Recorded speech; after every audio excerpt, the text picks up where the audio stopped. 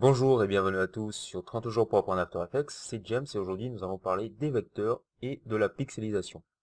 Passons donc maintenant sur After Effects. Voilà sur After Effects, donc je vais vous montrer comment importer des compositions Photoshop, ici par exemple, et les paramètres qui sont associés en ce qui concerne la gestion de la vectorisation et de la pixelisation sous After Effects ici. Donc ici, je peux importer un PSD, donc c'est légèrement différent sous Mac. On n'a pas toute cette interface.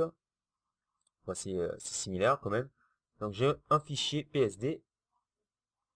Je peux, donc on a vu ça précédemment, dans les épisodes précédents. Je peux l'importer en tant que métrage, composition ou composition en conservant les tailles.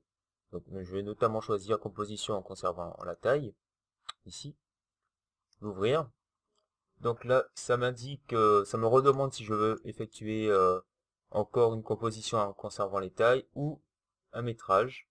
Donc je vais garder, conserver, enfin une composition en conservant les tailles, en l'occurrence ici. Et là, je vais fusionner les styles de calque dans le métrage parce que je n'aurai pas les modifier par la suite. Je valide par OK. Donc ici, une nouvelle composition avec les PSD qui comportent, enfin les PSD, tous les PSD sont créés ici. Voilà.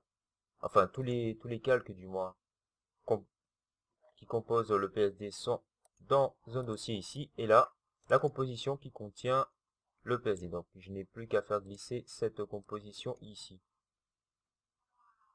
Et là après je peux gérer mon projet, donc gérer la taille, gérer tout ça, placer un peu tout ça.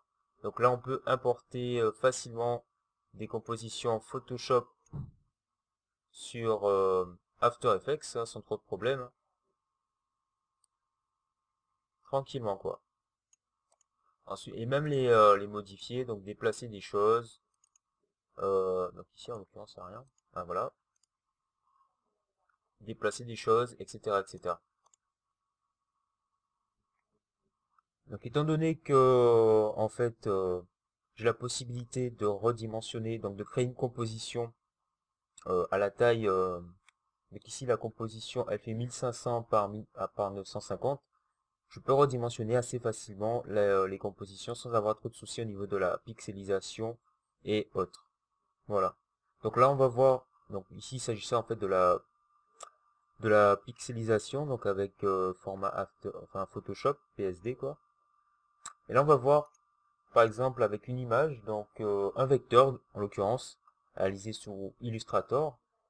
Ouais, ici, donc je vais prendre le vecteur, je le glisser ici, et voilà mon vecteur. Donc c'est ça le vecteur, il est réalisé sous Illustrator, voilà. Et je vais l'agrandir, par exemple. Et on va voir ce qui va se passer.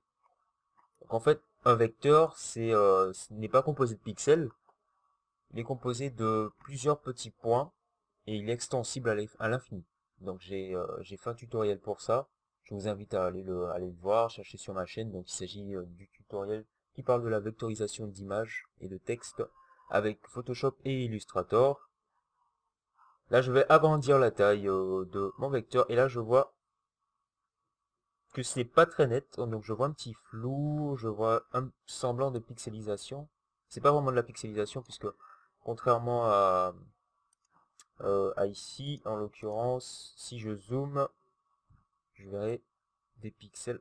Quoique là on n'en voit pas, enfin on n'en voit pas, en l'occurrence heureusement. Donc c'est vraiment, ça a l'air flouté, c'est pas très agréable. Donc ça me permet pas trop de bien travailler puisque si j'ai envie de faire du motion design sur After Effects, ça sera un peu désagréable à voir. Donc, il y a une option ici. Donc pour afficher cette option, bon, elle est toujours voilà. Pour l'afficher, il suffit de cliquer ici, vous le savez maintenant. Raccourci F4. Une option qui concerne les calques vectoriels. Donc voilà. Pour calque de composition, réduire les transformations pour calque vectoriel pixelisé en contenu. Donc j'aurai la possibilité de pixeliser le contenu. Donc je vais cocher cette case. Et là, tout de suite, je vois que mon rendu est nettement meilleur. Je le remets à 100 et que je l'agrandis.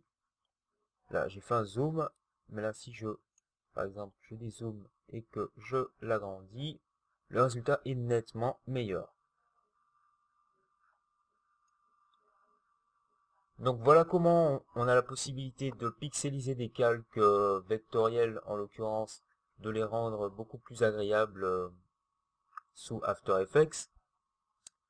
Voilà, donc vous avez une possibilité infinie maintenant pour créer des compositions, des animations avec votre logo ou d'autres logos, tout simplement en pixelisant vos vecteurs. Donc cet épisode touche maintenant à sa fin. Dans le prochain épisode, nous allons parler du flou de mouvement, voir à peu près comment ça fonctionne. Donc on a fait une petite introduction à ceci au départ. Donc merci de regarder, c'était James et peace out.